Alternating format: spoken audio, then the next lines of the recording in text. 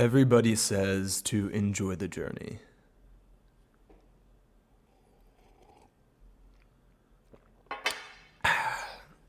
No, that's wrong. Everybody who's already in the comfort of the destination says to enjoy the journey. It's like, easy for you to say. You've already had yours. And it's not that that's the wrong advice. It's just the wrong time for it. Because nobody in the middle of their journey, in the middle of their mission, in the middle of the thing that they're trying to attain, is going to enjoy it. And if you are, then you're going to be the person who looks back at their journey and realizes there's nothing really to look back on. You see, the journey actually shouldn't be enjoyable. You actually shouldn't enjoy the journey.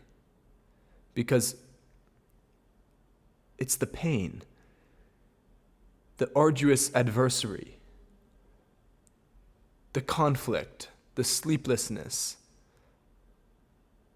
the loss of friends, the loss of the things you love, sometimes to a little extent the loss of yourself, the sacrifices that you had to make that make the journey something worth looking back on. It's like, who has ever gone through a super just easy period of time and then look back on that time and been like, damn, dude, that was sweet. That was sick. It's like, no. You look back and regret. Like, dude, why were you waking up so late? Why didn't you start that thing you said you were? It's like the thing that makes a journey worth looking back on and enjoying and then saying one day, oh man, I wish I enjoyed the journey more, right? It's like, no. You don't wish you enjoyed the journey more. Because if you did enjoy the journey more, then right now you wouldn't be saying you wish you enjoyed the journey more, because looking back on it, it wouldn't seem enjoyable. And the caveat is, every once in a while you might see a rose or two, right? Hopefully not every day. Hopefully not too many of them. But you will see some if you look for them, because they do exist. And not stopping for a second and smelling the roses, it would truly be a waste. So I'm not saying don't do that. You absolutely should. But that's the minutia, the nitty-gritty. That's in the details. From a macro level, no, it should not be enjoyable at all. Like, it's just not true. But they always say it. They always say, enjoy the journey. Don't forget to enjoy the journey. It's like, no. Don't enjoy the journey. The journey should suck.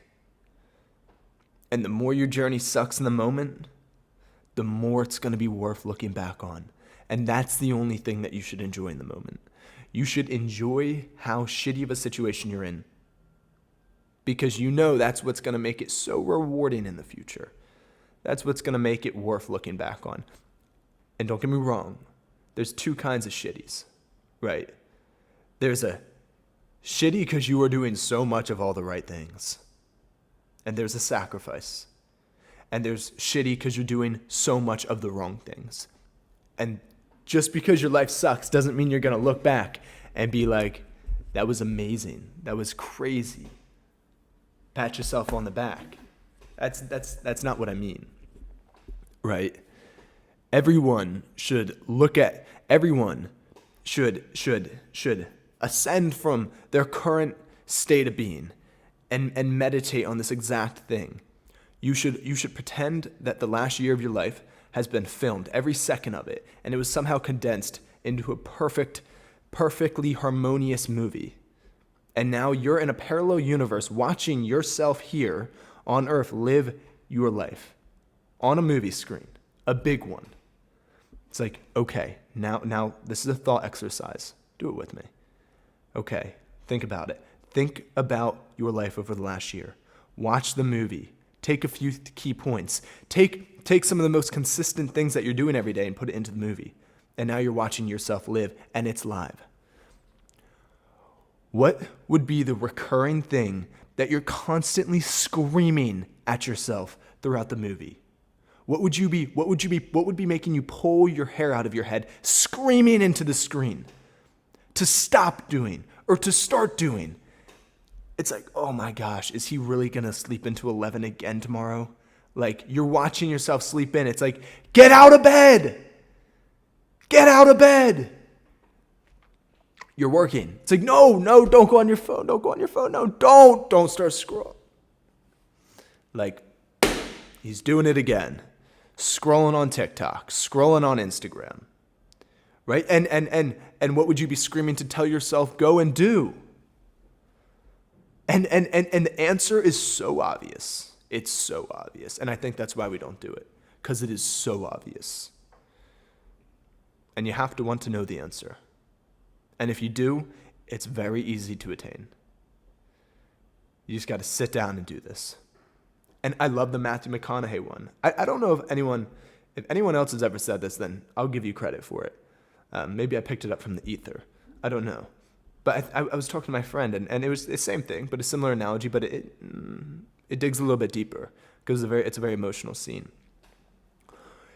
What would you be Matthew McConaughey behind the bookshelf in your life, right? Where in your life would another you be banging on the bookshelf like the boom, boom, boom? Like, at what point in your life would you be that Matthew McConaughey behind the bookshelf, right? What's he saying? Don't leave, don't leave, don't leave, right? Where in your life would you constantly find yourself behind the bookshelf, banging on it, telling yourself to go left when you're constantly going right, or the contrary? That's really important, because the answers, and it's the ROI on this is so important because it's such an easy answer. We all know the answer. You probably don't even have to do this to get the answer, but this will create a little bit more depth into the thought, and with more depth, maybe it will give you more of a reason to change.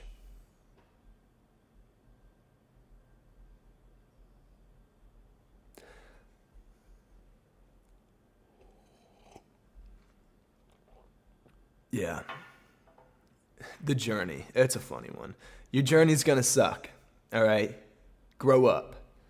It's all right. It's good. And you're gonna face a lot of dragons along the way, too. You know, dragons are funny. Because dragons aren't real. That's what's so funny. Dragons aren't actually real, but yet they still guard the thing that we most want. So then you have to ask yourself, is it the dragon that stops you from attaining what you want? Is it the dragon that kills you? Or is it the fear of the dragon? Because I've seen fear 1,000 times, but I've never seen a monster. I haven't done something because of fear 1,000 times, but I've never not done something because of the monster. So is it the monster, or is it the fear of the monster that kills us?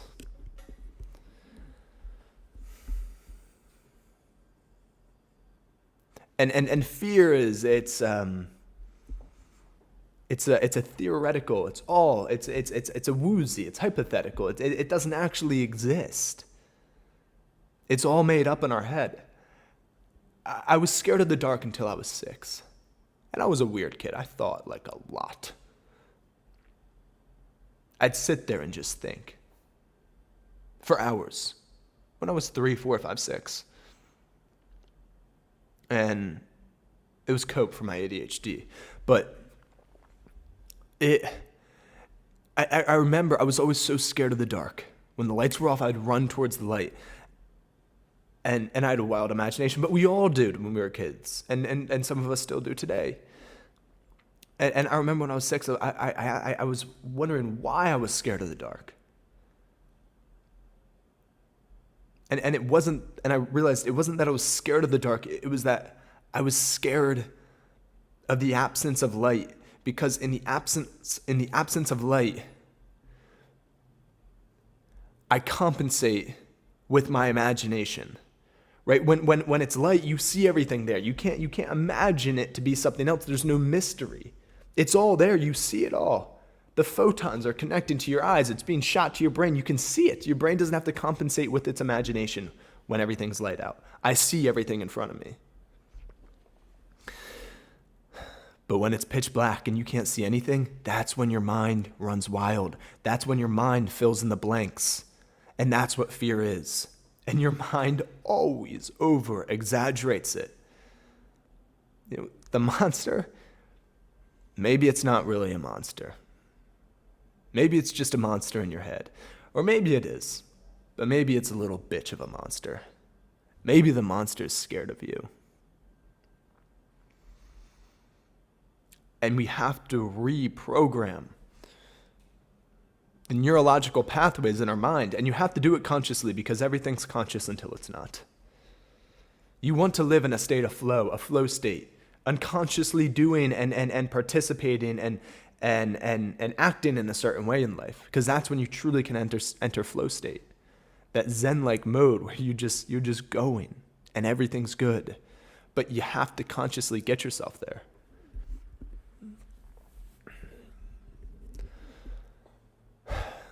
I don't think the dragon exists. Okay, I'll play devil's advocate. Sometimes, yes, the dragon does exist. Very, 0.1% of the time. But this is where setting goals becomes important, right? Because you don't want to set goals for the stars. You want to set goals for the atmosphere, the sky, the moon, and then the planet, and then the stars. Because each time you pick a new fight, you take something with it, you put it in your arsenal, you put it in your tool belt, and that might be the tool that you need for the next one. And losing too many battles is an issue, because at a certain point, you're gonna lose one, and you might not be able to come back from it. And it's more of a law than gravity, that the more you lose, the more you're gonna lose, and the more you win, the more you're going to continue to win. That is literally that is statistically more proven than gravity. And that's why micro wins are important. That's why Jordan Peterson says, make your bed in the morning. You want to pick fights that you have a likely probability of winning. That's going to make you leave your comfort zone a little bit, because you have to grow, you have to go into the unknown. But you don't want to go so far out that you just get slayed every single time.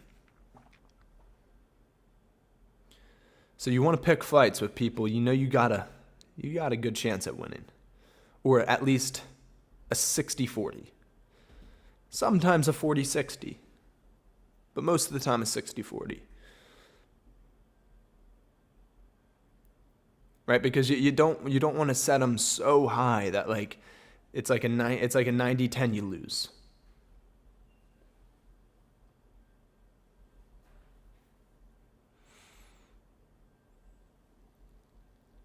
I used to, I don't like to talk about this stuff.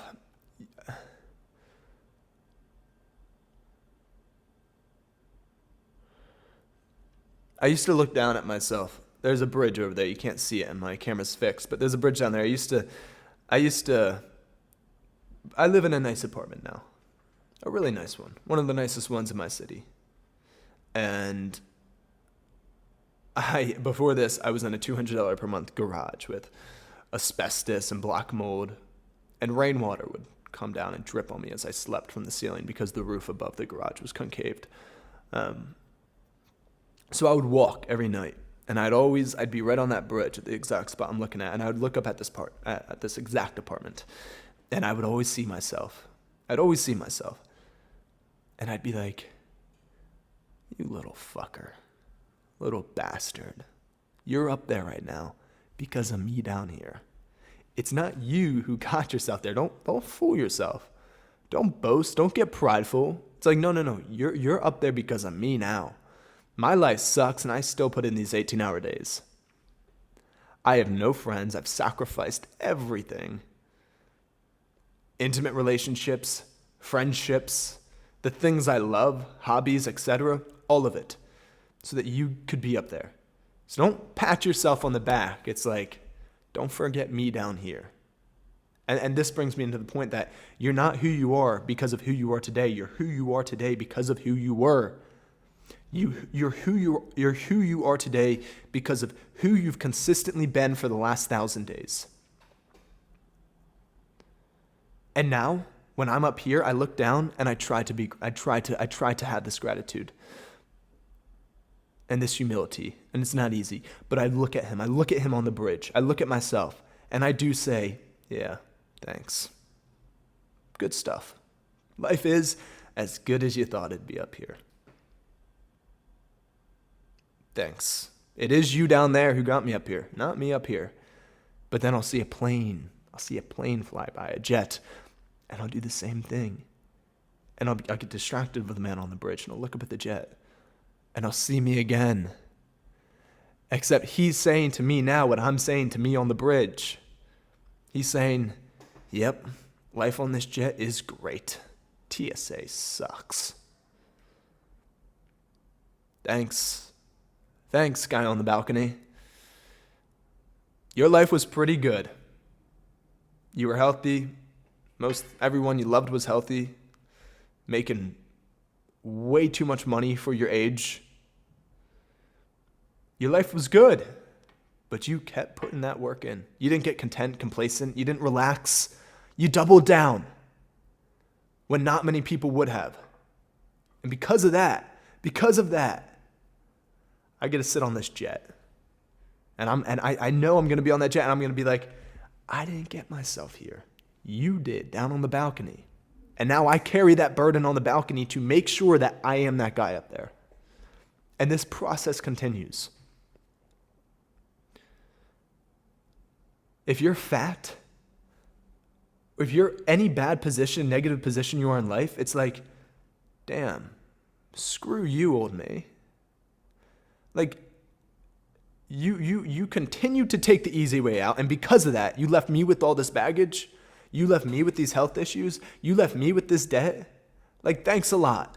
You were really looking out for me. Just have that foresight. Know that you're going to be there one day. You're going to be that person in the future, and it's going to come sooner than you think. And when you look back, are you going to be thanking yourself now? Or saying, what the fuck, man? Why didn't you care about me now? Are you going to be thanking him for getting you to where you are today? Or are you going to be resentful of him for the place that you're for the place that you're going to be in? Because it starts now. It's like the person you're going to be in a year is the person you're going to start being over the next 999 days.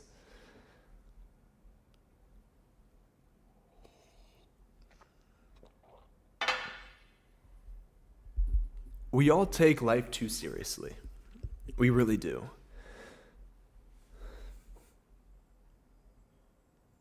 I think it's the people who don't take life seriously who are the most successful.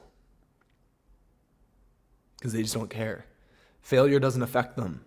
Conforming doesn't affect them. Being normal, they don't care. My life's going to be different, is what they say. Like, I'm not taking this thing too seriously. We're going to be here and we're going to be gone. Like, I'm going to have fun with it. I'm going to try and create a new path. Live a cool life. Not take things too seriously. But work extremely hard. Like, people all the time, they get so caught up. Like, fear should never exist. If you're in a position where you're fearful, you're stupid. You shouldn't have got yourself there. And then once you're in that position, brother, the fear is not going to help you anymore. The fear is not going to help you. Actually being completely logical, not entering, that flight or flight parasympathetic nervous system part of your brain and body. Like, once you're in a position to be scared of something, brother, the fear doesn't help you anymore. If anything, you should have felt the fear before getting yourself into that situation. I fear getting myself into a shitty situation, so I'm going to proactively not do that. I'm not going to put myself in a position to face a bear unless I got a shotgun in my right hand. And that's true. We we like, why do we do this? Like when something happens in our life, why do you react? Don't react. Don't react. Like,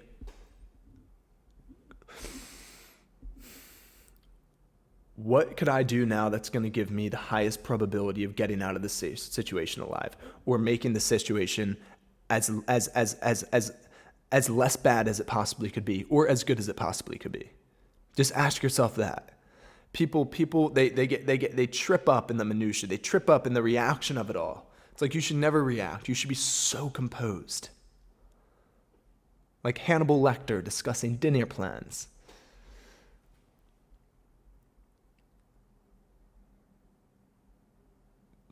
You can't react over things. You got to be even killed. Don't get high on your highs. Don't get low on your lows.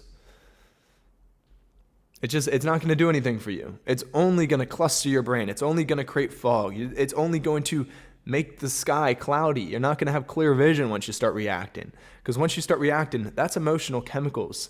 And once your emotions come in, now you're not logical. And when you're not logical, you're not giving yourself the best probability to create the best out of the situation.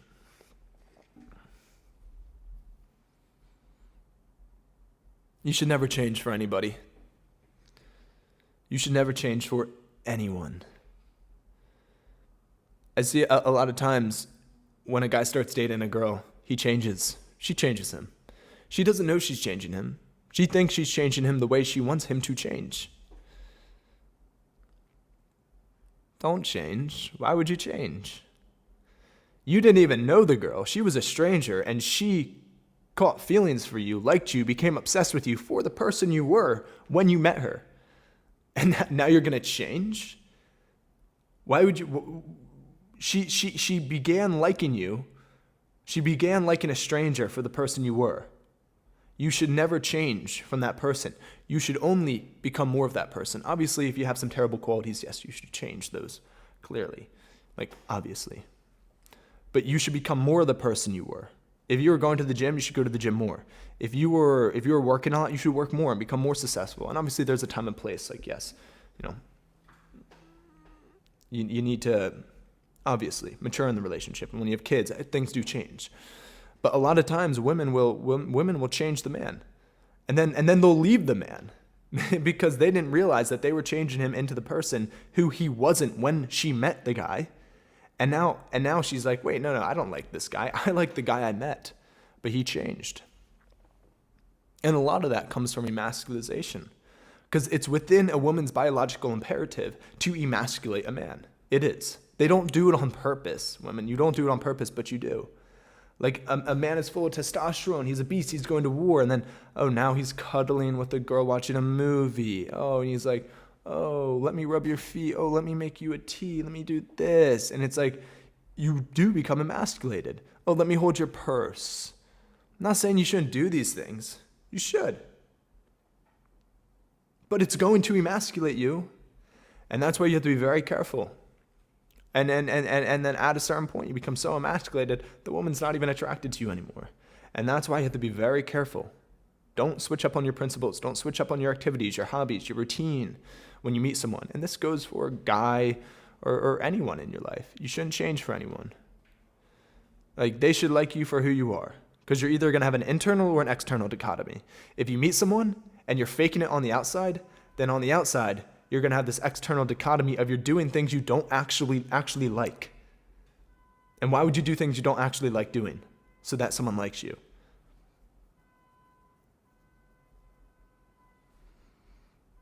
And you'll have an internal dichotomy to the contrary. Don't change for anyone. If they like you, they like you. And if they do like you, they like you for who you were when they met you. So changing, that's a curveball to them.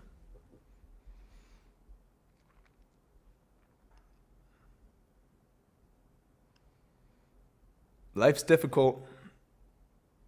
It ain't getting much easier. And that's why I do say smell the roses when they come by, because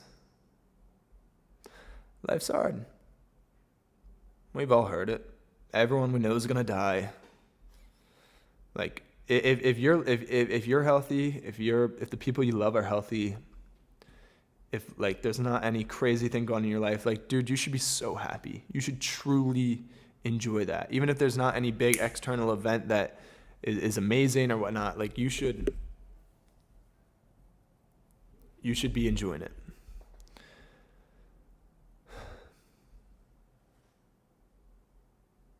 Because there is going to be a day when things are going to suck. And you are going to look back at the times when maybe they weren't great, but they didn't suck. And you're going to wish you could go back to them. And always ask yourself, what would the man on the rocking chair do? The man on my rocking chair? Me in 70 years? He would give up every B he has, every $1 billion, everything to have like one more conversation, a 2-minute phone call with my dad. So it's like, oh, so I value a 2-minute phone call with my dad at billions of dollars. Why would I not put that same valuation on it now? The guy in the rocking chair would tell me to, right? And this goes for anything. What would he be telling you?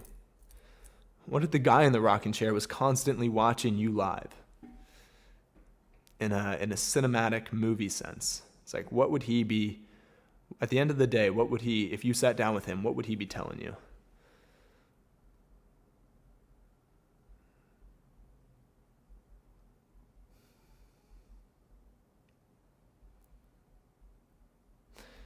Anyways, to wrap this up, this morning little rant, it's okay if you don't enjoy the journey. Because just know, if you're not enjoying it, you're probably going to enjoy it one day. And if you're really enjoying it, you might not enjoy it so much looking back on it. And obviously there's nuance there. But enjoy the journey. Don't let fear become the monster. If there's a monster, there's a monster. And go fight it. And make sure you're equipped to fight it. But unless you can see it with your own eyes, don't give it anything.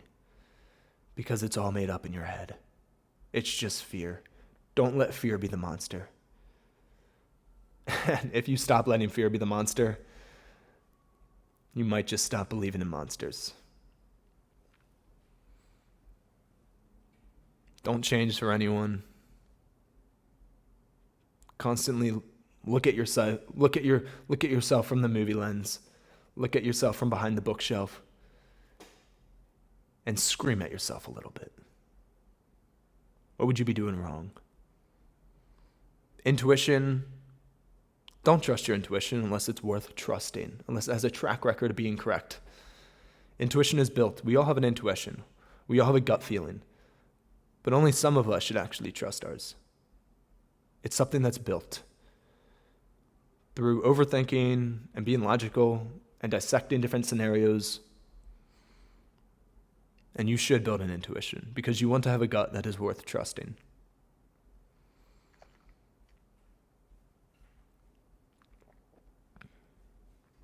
And don't forget that the thing you want the most is behind the thing you're most scared to confront.